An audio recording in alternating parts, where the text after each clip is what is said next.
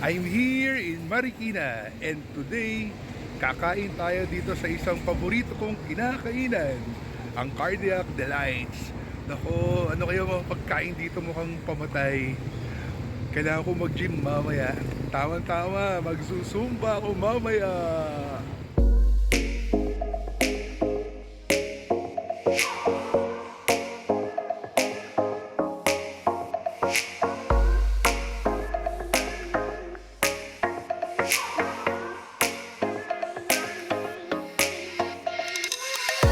Cardiac Delights.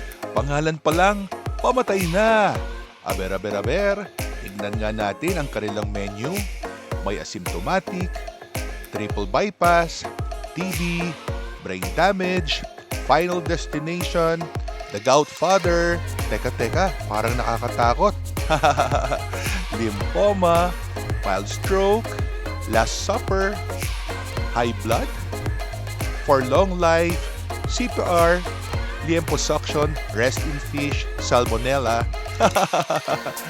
Abangan nyo kung ano-ano ang mga in-order ko. Laging tandaan, walang pilitan, ginus nyo yan. Unang subo, wag muna Lord. Pray as you order, pay as you order sila dito. At heto na yung una kong in-order, ang kanilang final destination. Ito ang tawag nila sa kanilang bulalo. Look, agaw eksena yung utak, tinatawag ako. Fave ko din yung mais. Imagine yung lasa na manamis-namis. Syempre, hindi mawawala ang vegetables. Unahin ko muna itong mais. Meron na akong style sa pagkain ng mais. Yung talagang sagad na walang matitira. Manamis-namis, lalo na Japanese corn ang kanilang ginamit. And next, yung star ng bulalo, ang utak. Look, tamang-tama ang lambot, hindi nahuhulog. Oops, parang ayaw pa yata magpakuha. At eto ang tamang pagkain ng utak.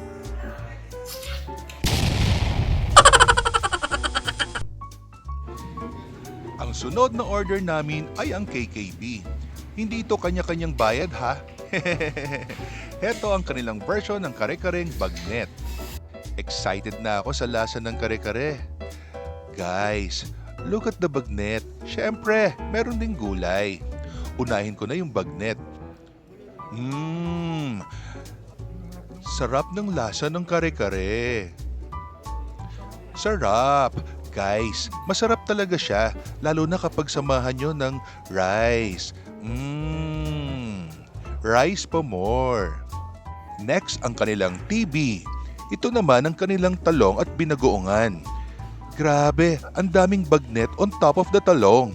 At yung bagoong umaapaw. Kung inyo lang na maaamoy, nakakatakam. Sarap, especially with rice. Next, yung kanilang last supper. Ito ang kanilang bulalo steak with tendon. Of course, meron din silang only rice. Look, sarap ng taba. See? Mangiinggit ako sa inyo. Si ate sumisilip. Kaya tara dito sa Cardiac Delights. Yung taba oh, ang sarap. Jiggle, jiggle, jiggle, jiggle, jiggle, jiggle, jiggle, jiggle. Look, jiggle pa more. Grabe. Heaven. Syempre, kailangan may rice, di ba? Eto naman yung litid. Look, ang lambot. Jiggle, jiggle, jiggle, jiggle, jiggle pa din. Sarap. With rice, pa more. Litid pa more, jiggle pa more, rice pa more. And more. And more. And more. And finally, ang pinaka-ultimate, ang kanilang CPR or ang kanilang crispy butter rice. Look, ang ganda ng kanilang presentation. Ang taas, towering yung kanilang crispy pata on top of garlic rice. Kaya guys, kailangan may kasama kayong kumain dito. Kasi parang good for 4 or 6 itong crispy butter rice, aka CPR. See? Looks so yummy! Atin ang subukan itong crispy pata. Unahin natin siyempre ang balat. Ang crispy ng balat. Unang subo, wag muna Lord. Balat pa more. Rice pa more. Laging tandaan, walang pilitan. Ginusto nyo yan. Sarap. See? Ang dami naming in-order. Kaya, enjoy lang natin ang kainan. Sarap. Bulalo. All the way down.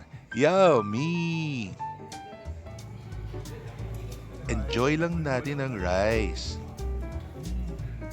Don't forget to exercise din guys. Everything kailangan may balance.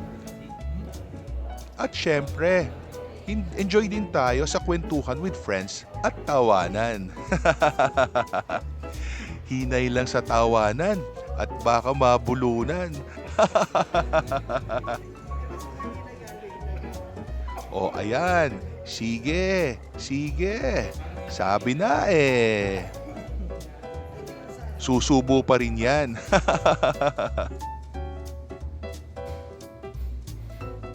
Don't forget to subscribe, like, and hit the bell for new video updates. Thanks for watching.